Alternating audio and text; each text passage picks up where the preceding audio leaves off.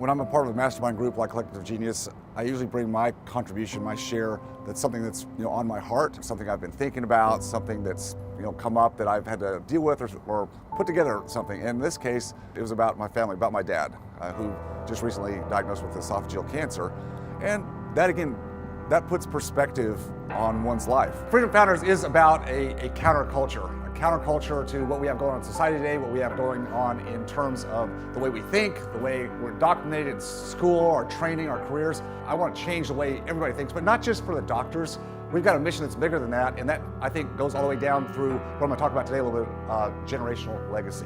It's not just about building bigger and bigger businesses or making millions and millions of dollars, but there's always got to be a purpose behind that, right? Yeah. And you got to hear that these people have families, they have, they're talking about legacy. Nothing's been easy for me in my life. I tend to always do things the hard way. Anybody else feel like that? Like you just do things the hard way? Yeah, but it's that perseverance that gets us through. And if you have a real mission and purpose in life, that's what gets you to those hard spots. When something happens that kind of brings back the fact that we're all mortal, it makes us think about why are we doing the things we do?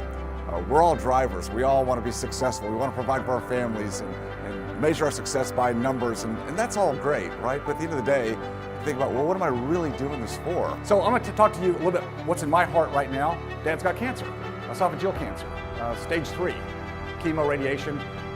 He's gone through the whole treatment. We don't know where it's going to go, but it makes you pause and reflect a little bit, right? Why do we do this? Making people stop and think, why do I do what I do? What impact am I having, in my family, in my community? What kind of generational legacy are we leaving? What are we passing on? What values? That's why I think we do what we do, right? I mean, we want to have that to pass on, not just financially, but also in our core values and purpose. I think that's even more important to give to kids and give them resourcefulness, not just hand them over money. What are we giving them, so they can take hold and take root of what I call today, the counterculture of what we do in Freedom Founders, a counterculture against what I see is things going awry. You've got to be intentional about it and just make time for those things, because when you get to the end, or somebody else gets to the end that you care about in life, it's too late then. And you'll have these regrets, well, why didn't I? Now there's this fear or this masquerading of this thing about death and mortality. Oh no, it's real. It's actually out there, folks. It's real. So can we just have a conversation about it? We're not talking about leaving tomorrow, but let's talk about real life now. We're building a legacy whether we think about it or not.